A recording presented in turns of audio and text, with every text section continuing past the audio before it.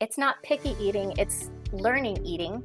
And they are learning about themselves. And as a parent, we can serve and support them better when we can help them build the skills they need to help communicate and connect the dots so that we can help our kids even better. Picky eating can feel like a behavior or nutrition issue and not something tied to food positivity, and parents may not understand the connection. But why is picky eating such a central part of food positivity, and how do things like pressure, labeling, and fear during those phases of selective eating or picky eating, how can that shape a child's long-term relationship with food? Less than 5% of kids who parents would classify as picky eating actually are not meeting their nutrient needs. So if we can support them with their safe foods in the here and now, as they grow closer to adulthood and their thinking shifts more towards the way that adults think, you will naturally see them be like, oh yeah, I do want to try that. Yeah. If you build that confidence and you build that skill in them by letting them build that trust in themselves, well, we're not just feeding this child and making them comply to eat a certain way at our table. We're teaching them the skills that they need to be able to feed themselves for life. Welcome back to the Peds Doc Talk podcast. I'm Dr. Mona, and if you're tuning in, you are watching this on our YouTube channel. And I'm so excited for today's guest, one, because they are here talking about their new book. And if you're looking at this on YouTube, look at who wrote the foreword here. Dr. Mona Amin. It's so excited to be able to connect with them. Dani Leibovitz is a pediatric dietitian and early childhood food education expert and the founder of Kid Food Explorers. Her work focuses on helping parents understand kids' food behavior without fear, pressure, or power struggles.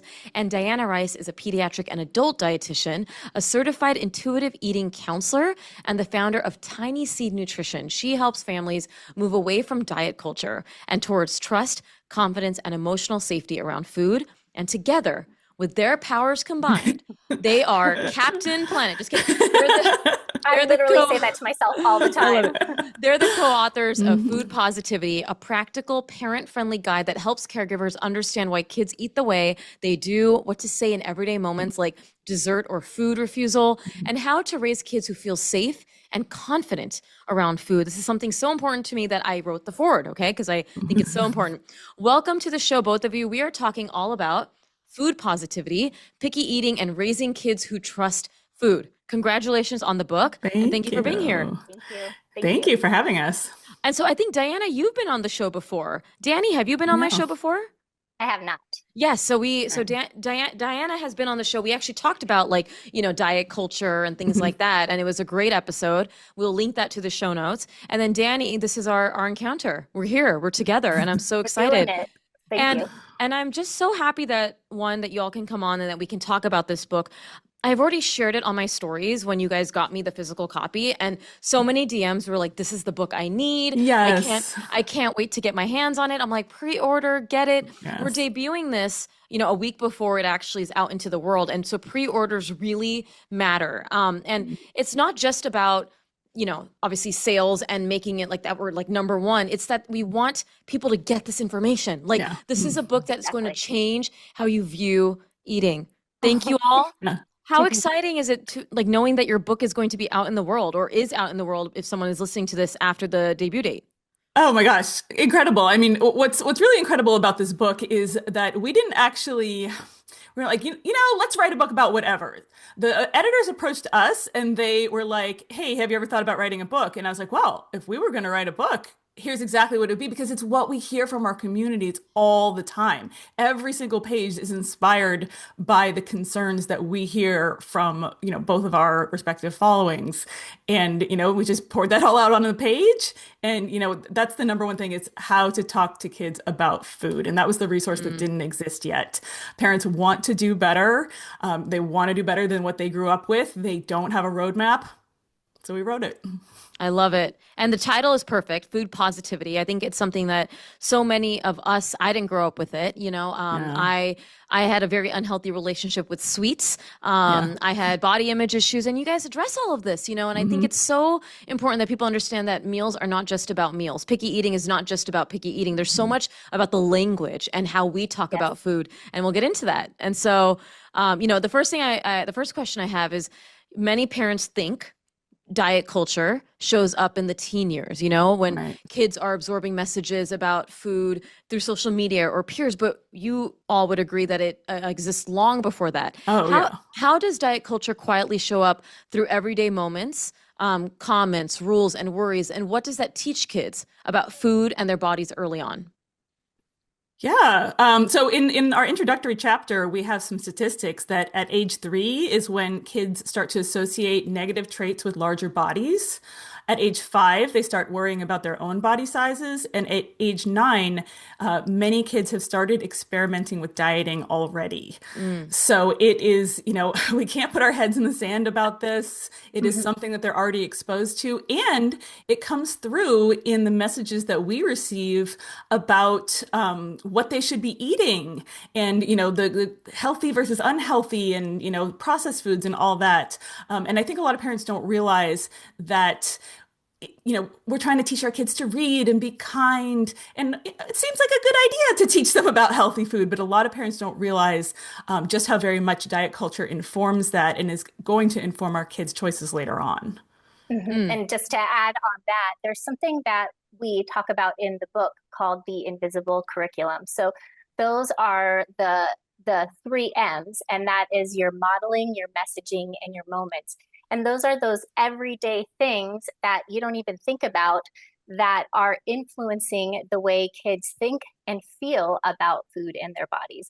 And so it's not just something they see on TV, and it's not just the lessons that they learn in school. It's the things maybe you say or don't say around the table. It's the size when you're looking Yeah. at yourself in the mirror, and your child is picking up on all of those things. And I think that is really important to highlight, is that their kids are like little sponges. We know from a developmental perspective, they are learning and growing from everything we say. And it's very evident that even those everyday moments have a huge impact. I love the three M's. I mean, it's so important. And again, this is something that the three M's is something so useful in all aspects of parenting. And you are right on that. I think from my perspective and why I was so excited to be asked from you both to write the forward is how impactful food positivity is, from a pediatrician lens. I think we forget that this isn't about, I don't want your kid to be this like elaborate eater that eats everything. I just want them to have that healthy relationship. And that's what you all are preaching about, and people forget that it's not just the relationship with food, it's obviously relationship with their body, and I think explain to the listener why that's so important. How would you describe food positivity for someone who may not know that term or healthy relationship with food? Yeah, so there's actually quite a lot of research, both from the Ellen Satter Institute. I know you're a fan of Ellen Hmm. Satter, and you've promoted division of responsibility, which I'm sure we'll get to, and as well as the folks behind intuitive eating, Evelyn Tribole and Elise Resch, that shows us that when a person has a healthy relationship with food, there are clinical tools that can measure, how comfortable and confident are you around food. That person will naturally self-select a diet that meets their needs. So all of this, eat this, not that, Yeah. and get your 5 servings of vegetables. Like look, we are both dietitians. We there's a whole chapter on nutrition. We really, really, really want kids to be getting balanced diets, and we do include a lot of content for the parent to take over that responsibility while the child isn't yet fully making those decisions for themselves. But the goal is not to get X many grams of magnesium or Yeah. potassium into your kid on any given day. The goal is to, have them have this whole childhood that leads up to, we don't want failure to launch, right? Like we want liftoff, where they head off to adulthood. And I work with college students who just, they don't even necessarily have eating disorders. They're just like not eating or only eating fast food. And because they don't have the skills to, I know something Dani says all the time is that, she asked her daughter, you can take this one, Dani, when you asked your kid, what would you make if you were making me lunch, right? Mhm, mhm. Yeah, it's all about skill building, and I'm just going to add on to a piece to kind of define how we look and think about food positivity specifically, and then I'll circle back to that key skill building piece, because what we're doing with food positivity is we are supporting the whole child well-being. And I would say that the backbone of this book is based on positive psychology, in addition to everything that Diana already mentioned. And the feeding piece is obviously huge, responsive feeding. But when we look at positive psychology and we're aligning with Mark Siegelman's PERMA model that elevates and brings joy and thriving into that conversation, we recognize that if we want to raise healthy kids, we want to do that from the inside out. And if we are doing that from the inside out, then we are focusing less on what they eat, and we have to transform how they experience food. And so what that means for us is, and I know there is the big food neutrality movement, and we think that's great, but something that we really wish and hope and we want to bring to this conversation is we want to move beyond food neutrality. We want to take it a step further, because it's not just what we take away, right? We're not just taking away morality, it's what we add. And so instead of removing guilt, we can create joy. And instead of avoiding pressure, we can build confidence. And instead of food as fuel, we can embrace that connection to our culture and to our learning, because food positivity isn't just about eating, it's about raising kids who trust their bodies, who feel safe at exploring new foods and enjoying a variety of foods without feeling guilt, and really developing that positive relationship with food for life. And that starts with safety. It starts with trust, and we can do that through skill building. And that brings me back to what Diana was talking about is every child is unique. There is no one size fits all advice. And that's something that I really love and I value about this resource we've created, because it's not a step-by-step approach. And it is not well, you have X, Y, and Z to achieve. It's really saying, you do you know your family best. You have a unique little person standing or sitting across from you at the table. And so let us help you serve your whole child best by giving you tools and showing you a variety of tools to support them. And so my skill building, I have 3 girls. They are 5, 7, and 9. And the things that I do with skill building for each of them are vastly different. And so my oldest might be inviting her to help select. My middle would be to actually do the experience of cooking. And my little, she's just there for the good time. She's there for the ride. No, I love that we're talking about this difference between food positivity and food neutrality, and how it's so much more than just neutrality. It's putting the positive nature into food and the experience. Full disclaimer, I don't feel like I grew up with good food positivity, and I don't think it's a, mistake for my parents. I think they just didn't know, right? And so this book provides that information not only for our generation, but grandparents and other caregivers. And I want to also be very transparent that when I was, starting out my career, I fell into the good and bad labeling, and a lot of that's because Didn't we all? Yeah, and that's a lot of that. There was a book called Red Light, Green Light for food. I think you all are familiar, where it's like it was used by a lot of endocrinologists. And so I learned about it from endocrinologist colleagues. And for those of you who are not familiar, it's a book that categorizes food as red light, green light, yellow light food, which is what we're talking about with this like hierarchy. And I shared it on my stories. This was when I first started my social media in 2019. This is me as a, new doc on social. And a dietitian messaged me and she was like, "Hey, we don't really like that book." And I'm like, "Oh."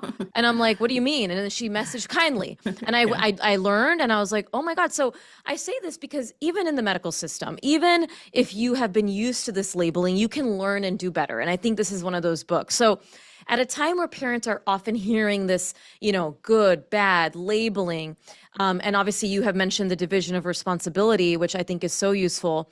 How does the division of responsibility support joy, connection, and confidence around food, rather than this sort of labeling? Like, why do we think that might be a better approach? Yeah. So one thing you might not know about the division of responsibility, I don't mean you, Mona, but like, any of our listeners, Yeah.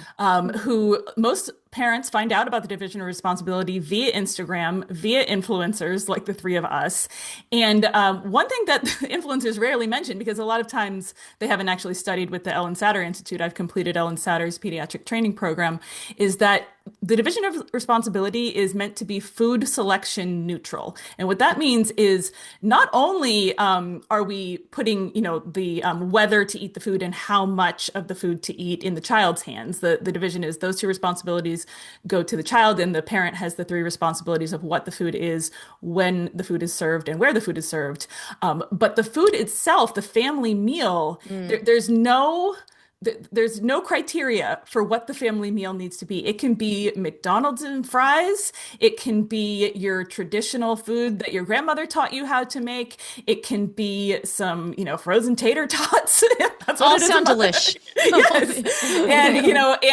And no matter what the family chooses to serve, we see the same outcomes in the child's relationship with food and wanting to self-select those foods that are naturally going to get the child's body the foods that they need. Now, in our book, we use the concept of the food leader, which is really important. And it ties in really well with the division of responsibility, which is that just like your child is not paying your bills, is, not, a young child is probably not running the washing machine, right? Like, a really young child, they're not even wiping their own butts, right? Yeah. There are a lot of things that we do on behalf of our kids, with the ultimate goal that, that they are ready for liftoff when they leave home, right? And so it actually is the parent's responsibility to be planning a nutrient-dense diet, but not in the way of, eat this, this is a good food. Red foods are good for your heart. If you don't eat your vegetables, you're not going to be able to poop, or whatever it is. It is the parent's responsibility to, whatever their cultural foods are, whatever time constraints they have, or however much they want to contribute to, time they want to dedicate to cooking. Get those meals on the table, serve them regularly through the regularly scheduled when and where of the meals. Let the kids pick whether to eat those foods, and if so, how much. And it's more than okay to prioritize nutrition, but we encourage parents to do so in a way that accounts for that individuality and unique needs that Dani was talking about. So, for example, if your kid doesn't like to drink milk, but they still need calcium, well, what can we do there? Do they like cheese? Do they like Oh, yeah. beans? Like, how else can we don't want to How shame the can we kid. help them find their way to yes? Yeah, Yes. exactly. Yeah. Mm. Yeah. I love that. And I love that you understand the nuance in the different type of child. And like, thank you for that clarification on the division of responsibility. And you started that with saying, maybe our listeners will not know this. And I love learning. I knew it. I knew that was Yeah. what it was, but I love learning from experts too. Like I did with the red light, green light. And now I'm like, I know better. I know better. That's Yeah. always what I ask my listeners and our communities is always have an open mind on learning more, and changing the way you think if you get better information. Right. Yeah. Yeah. Well, Yeah. I was going to say, the reason why so in my past life, I was a dietitian for the Air Force. I was a certified Nice. specialist in sports dietetics. So I was a sports dietitian for warrior athletes. And I was also a certified diabetes care and education specialist, not associated with pediatrics. But I began teaching a program that was using the red light, yellow light, green light program. And I saw this look of guilt and shame staring back at me, something I knew all too well from my lived experiences growing up as a neurodivergent person. And understanding that these kids sitting in front of me had these challenges with food now that I have created for them. And it's nothing that they could actually do anything about because they don't make the decisions in their home. They aren't the food leaders. They aren't doing the shopping. They aren't the cooking. They aren't in charge of their family's budget. And so we have put these adult expectations on these tiny humans and then shame them. And we're trying to teach them their way to eating better when they have zero control. And I also wanted to add something that Diana was talking about. And it goes alongside with the division responsibility. And this is something I really love that Diana kind of pointed out sort of after we were done writing the book. Yeah. And this was something that like we kind of learned about ourselves after we were literally done with the manuscript. So something that we both agree on and that we were very adamant about is nutrition matters. It matters so much. But what you feed matters. How you feed makes all the difference. How that child feels sitting at the table matters even more. And there are a couple of things that we know a child needs before they are ready to even eat. And one of those things, and one of the primary things, is this idea of felt safety. So it's not just safety, it's this internal, I believe I am safe, not a parent saying, I know you're safe. It is this child internally saying, I am safe. I belong here. And as a prerequisite. And the next one is trust. And so that is something that I found so fascinating because my work is very in food literacy and development, education. And that is the piece that I love, live, and breathe every day. But Diana has this intuitive eating side and is an expert in DOR. And so we've had many conversations of why I struggle with DOR. And she's talked about the misapplication, which I think we should definitely highlight because it's so interesting. But something she said once we got finished with the entire book was like, well, I really think our work here is kind of like the precursor before someone can use DOR. You already mentioned already about the DOR in terms of the fact that people often misinterpret it in that they are not realizing that it has to be neutral as well, right? Like you're not only choosing the what, when, and where, but that the food itself is neutral. Is there something else about the DOR that you feel like is important for our listener to get before they read your book?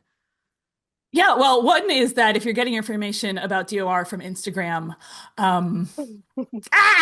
social media, I'm not criticizing most of the dietitians out there fighting the good fight, but it is really hard to convey the nuance of a model like DOR in a single Instagram post. Unfortunately, what often comes across is that parents hear, parents choose the what, parents choose what the food is, and so all they have to do is not serve Doritos and not serve French fries and put tons of vegetables on the plate. But what Dani was just getting at is that, what we discovered through our process of exploring, developmental needs and what kids really need to feel safe is that if you can't do that as a covert kind of restriction, right? If your kid is interested in chicken nuggets, French fries, whatever it is, it is not going to support their relationship with food for them to never have that item in the house. We see this all the time with sugar, right? Parents themselves say, oh, I have no control around sugar. My kid seems, crazy for sugar whenever my kid is around sugar. So the best solution is just to not have it in the house.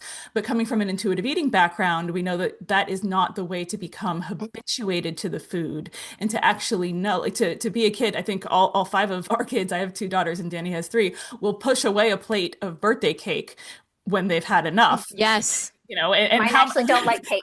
I know. I feel like that my son does that too, and I'm like, see, he has a really healthy relationship. He knows when he's done. He can have the sugar. What's actually happening there is they're not really thinking about this consciously, but what's happening in their body is they're like, ugh, I don't want this anymore. Like being fueled by nothing but sugar doesn't feel good. And so they just push it away, run off to play or whatever it is.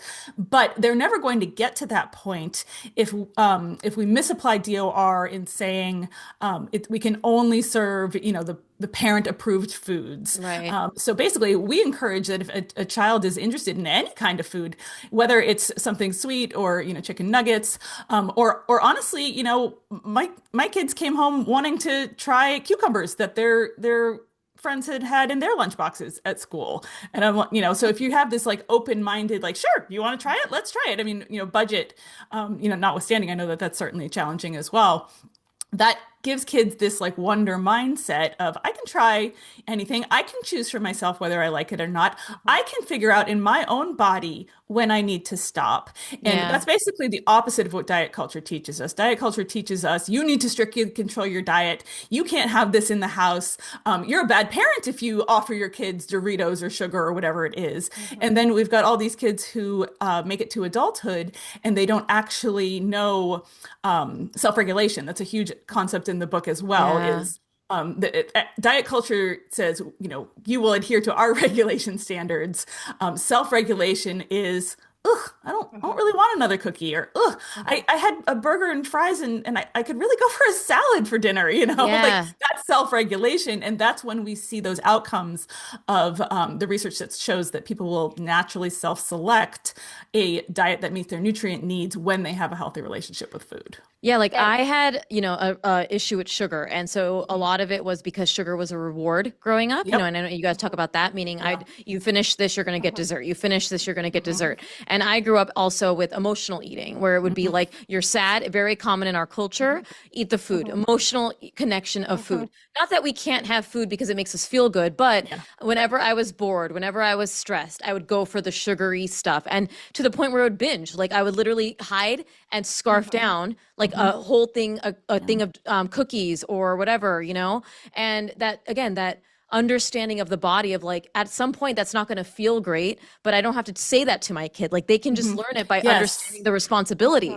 And Yeah. what you had said beautifully about like, my husband and I, we agree on everything in parenting except this.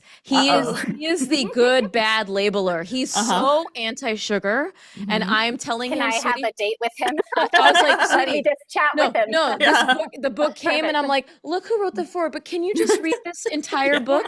You read Yes. a lot of self-help books, but this is a self-help book for you.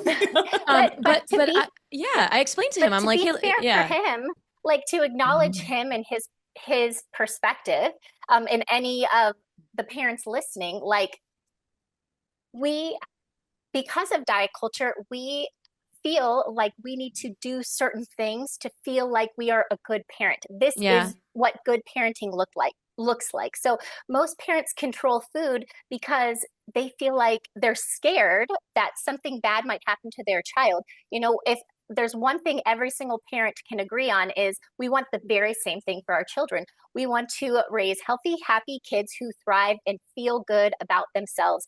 And so we as parents feel like, oh my gosh, I need to control food because I want to protect them. And so he's being Papa Bear. He is trying to provide that protection the best way he knows how. But what we hope that our readers take away is that when you are Papa Bear or Mama Bear, Mhm. yes, we know that this comes from a place of love, yeah, but when we look at the research, we can see that control interrupts our kids' ability to listen to their hunger and fullness cues.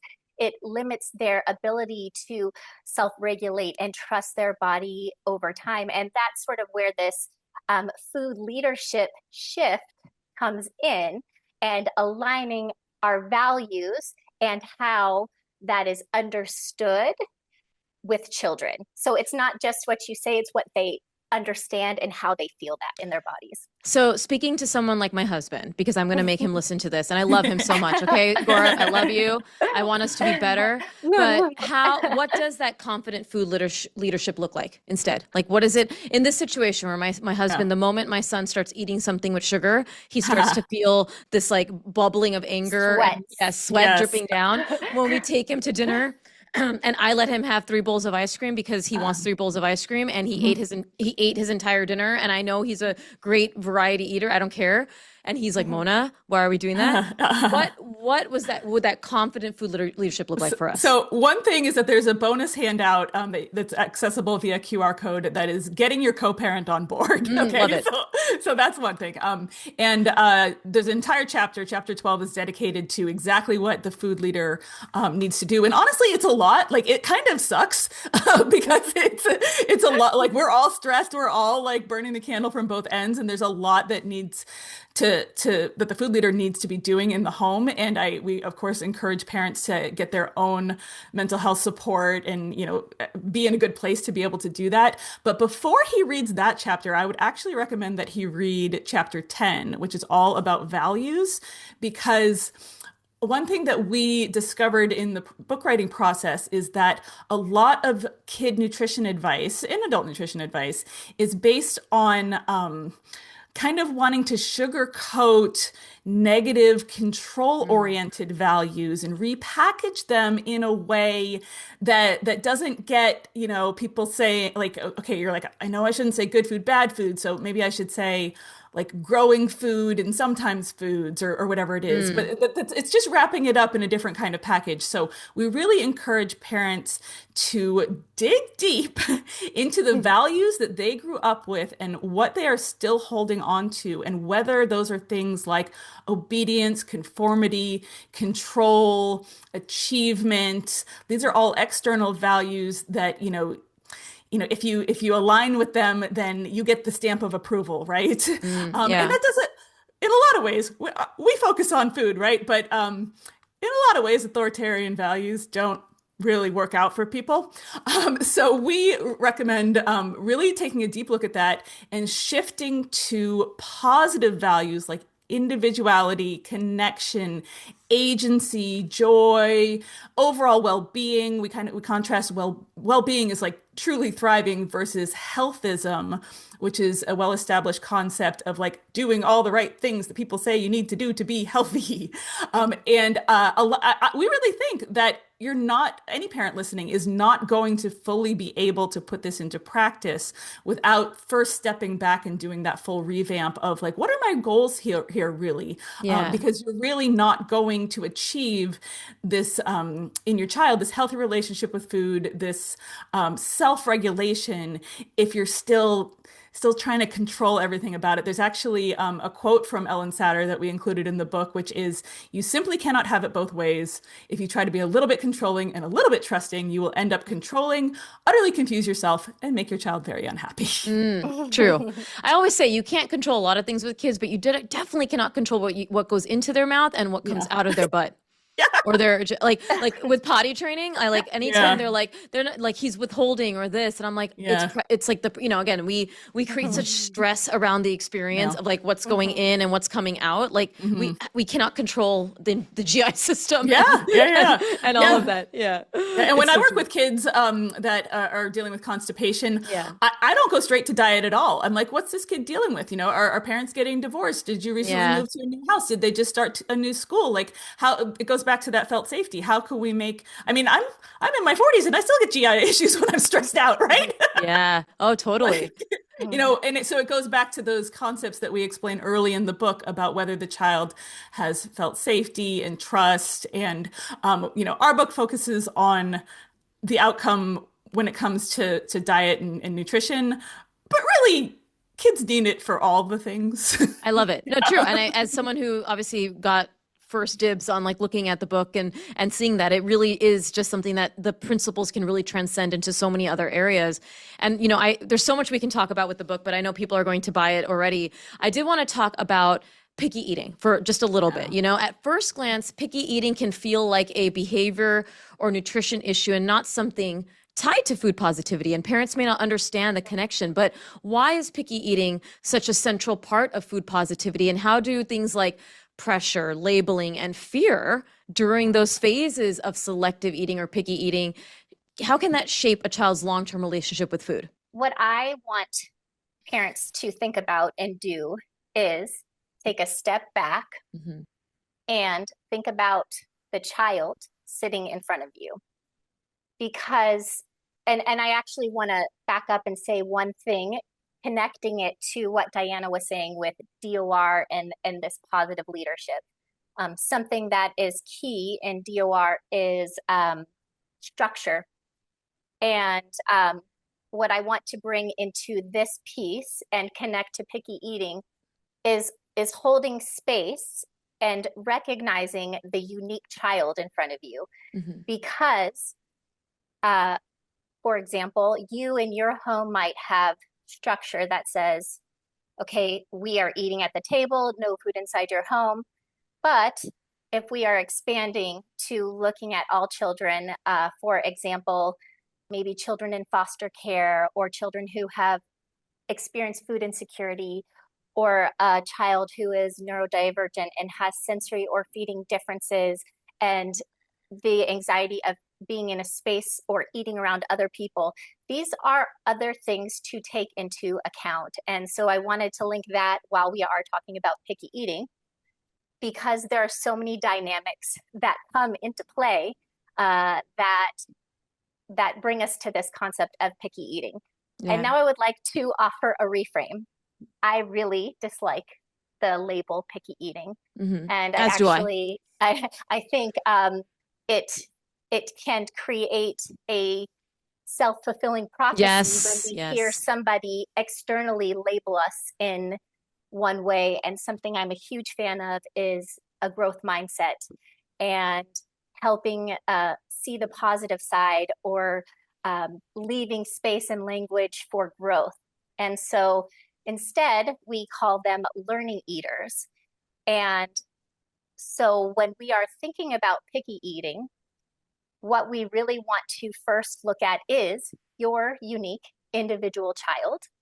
We reframe to the idea that they are not a picky eater, they are a learning eater. And number one, whatever is going on, they are communicating something. And number two is how to meet them where they are, mm-hmm. and help them build the skills that they need to better communicate what it is that they are trying to tell you.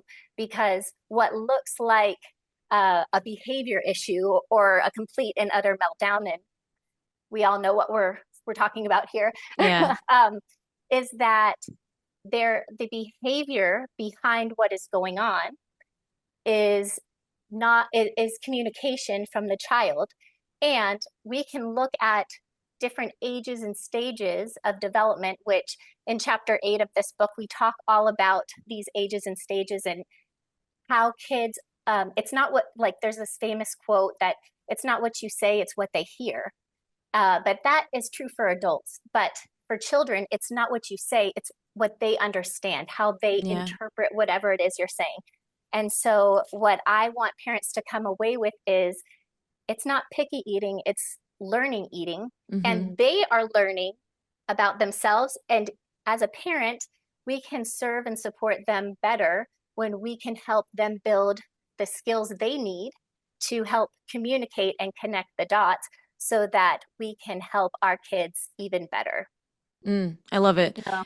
And I also don't like the term picky eating. I just say it because that's colloquially what people talk about. And also for SEO. Like yeah. And one more thing on picky eating is that there's diet culture in addressing picky eating, because we think that we need to get our kid to eat the carrots, get our kid to eat the salad. But what we are really after with food positivity is not to get kids to eat any particular food, especially, I mean, if you think about yourself as an adult, if somebody was trying to get you to eat the food you like the least, you'd be like, get off of me, right? Yeah, get off of me. Yeah, exactly. What we are after is not, fixing the kid to align to the adult's standards of what a healthy diet is. Right. It's getting, supporting the kid to be able to self-select. You can get nutrients from all different kinds of food. It doesn't have to look just look at all the cultures around the world. Every culture's, unique foods meets the needs of our bodies in terms of protein, fat, all the stuff. And so it is okay to be an adult who likes the same 20 things or whatever, and is meeting your nutritional needs, right? Yeah. And another thing is that the research shows that less than 5% of kids who parents would classify as picky eating actually are not meeting their nutrient needs. So if we can support them with their safe foods in the here and now, as they, what Dani's talking about in chapter 8, as they, grow closer to adulthood and their thinking shifts more towards the way that adults think, you will naturally see them be like, oh yeah, I do want to try that. And that's all we're after. Yeah. If you build that confidence and you build that skill in them by letting them build that trust in themselves, well, we're not just feeding this child and making them comply to eat a certain way at our table. We're teaching them the skills that they need to be able to feed themselves for life. Yeah.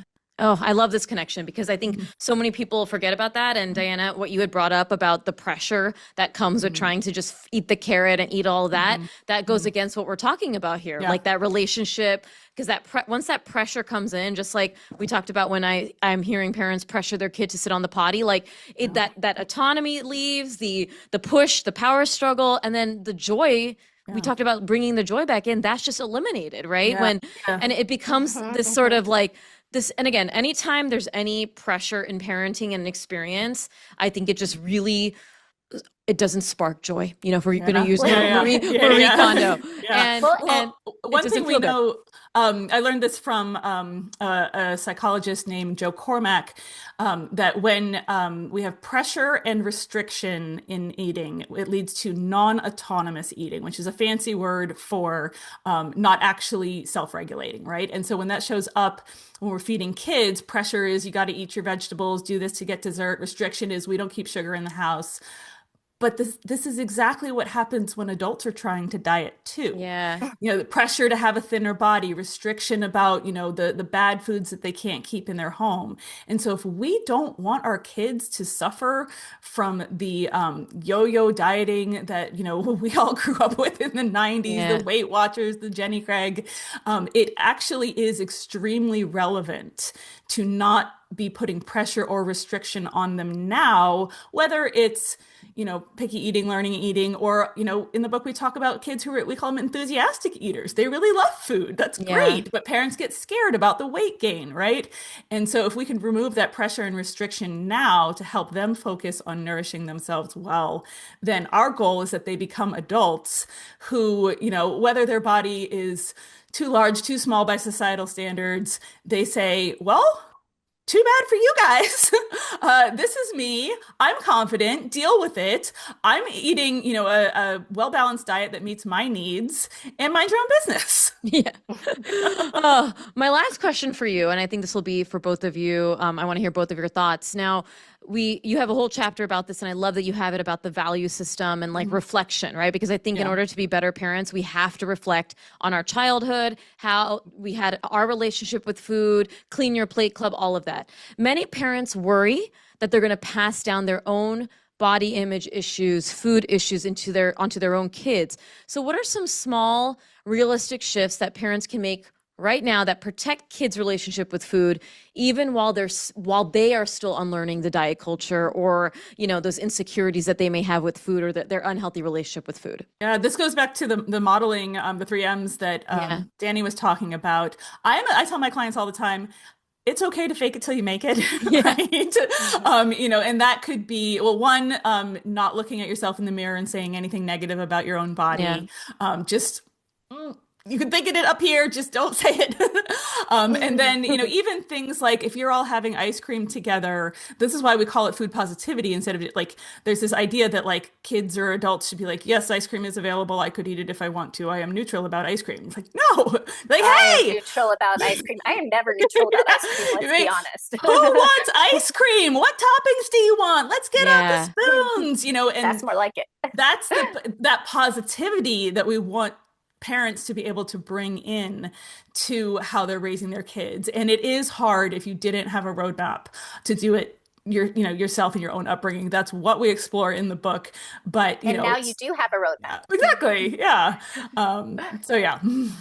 Before you get me your response, I love what you just said about the excitement. Like, again, going back to my example of a husband who does not enjoy sugar in our house. Wait, he himself doesn't like to eat it. He gets guilty. He has this guilty mindset when he eats, and I'm trying to help him, but I'm like, he needs, you know, he's a grown man, and like he will eat Oreos at the hospital. He's like, man, I ate a bunch of Oreos. I'm like, how did they taste? They're probably delicious. Like, bring me home some. But like, for example, I'll just bring hot chocolate home, right? Like the packet hot chocolate, which has a good amount of sugar. Okay, let's be honest. And when I talk about it, it's like a whole thing, right? We make it together. I asked them if they want marshmallows. There's no explanation. There's no like, this is a treat. This is a a special occasion. It's that it's a random Tuesday and I wanted hot chocolate and you all love hot chocolate. And I tell that to my son. Like my son's like, Mommy, why are we having hot chocolate today? And I say, because it's Tuesday. Because I know you like it. And I wanted to give you guys hot chocolate, not, oh, because you got a good grade or that you listen. It's because we like it. And that's exactly what you said. Now my son and daughter aren't hyper fixated on the fact that they're never getting sugar. Like when they get it, and they didn't drink the whole thing.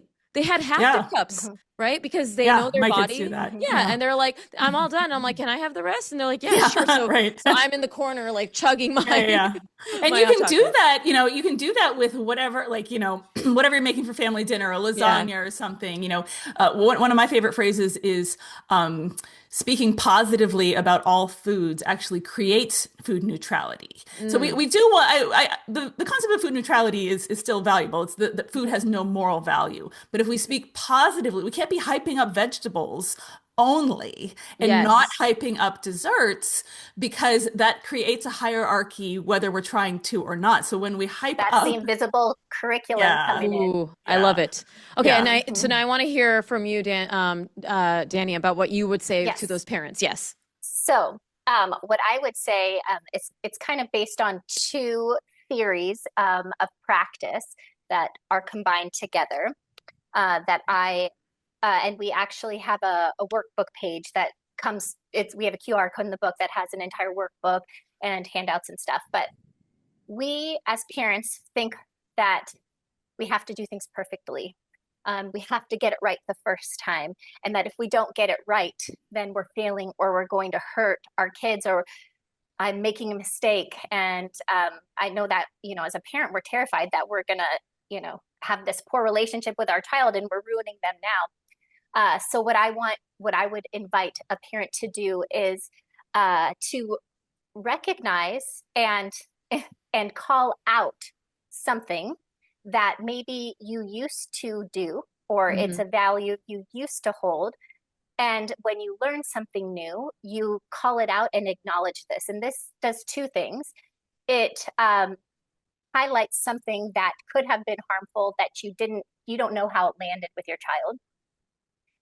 And it shows repair, and it invites this kind of conversation, modeling for your child how they can move forward and do something differently. So for me, it's kind of like coming up with this little approach to a script that's like, I learned something new today and I want to do it differently with you. And so we have like this 4-step kind of, you make your own in the book, but it's this idea of repair and then bringing positivity and joy to it. And one thing I would compare this to is like, if you took a test and you got this answer wrong, you're going to focus a lot of energy on that answer that you got wrong. And you are never going to get that wrong again. Whereas everything else you might have gotten right, but you might forget it.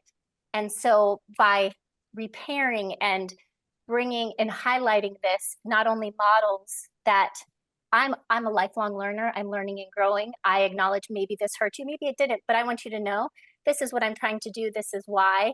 And I want you to be able to come and talk to me about it, and we can learn and grow together. I love it. You guys, I cannot wait for people to get their hands or their ears. Y'all have an audio version of this book too? Not yet. But if it does well enough, then sell well. Get their hands. Let's get their hands. We're so excited. You have to, everyone listening, you're going to get this book. Where can people go to stay connected and also get the book? And please leave that so that I can put it on my show notes. You can find it on both of our social medias. We have links to pre-order the book. So mine is Anti-Diet Kids on Instagram, and Dani's is Kid Food Explorers on Instagram. Yes. Yeah. And I will be linking both of those socials and also a link to the book as well. I cannot wait for you all to read it. I am going to read it in its totality. I've read obviously a lot of portions of it as I decided to write the foreword, but I'm really excited for this book to end up out in the world. Thank you so much. Yes. And for Thank everyone. you for your support. Thank you for your time and love poured into that foreword. Yes, I think we already told you this, but we were like texting each other like in tears Like when we crying. read your forward draft. It Lots was of so tears. perfect. You were just the most Chills. perfect person. Well, it just, it's an honor. I mean, I wouldn't have Yeah. said yes if I didn't really believe that this Yeah. book was needed in this world. And it really is. And it really, like you said, it really encompasses the whole totality of a child parent dyad, right? Like that you got to understand where you're coming from. What are we doing for the kid? I love that you talked about the kid in front of you, the differences in types of kids. I mean, there's just so much nuance to this conversation.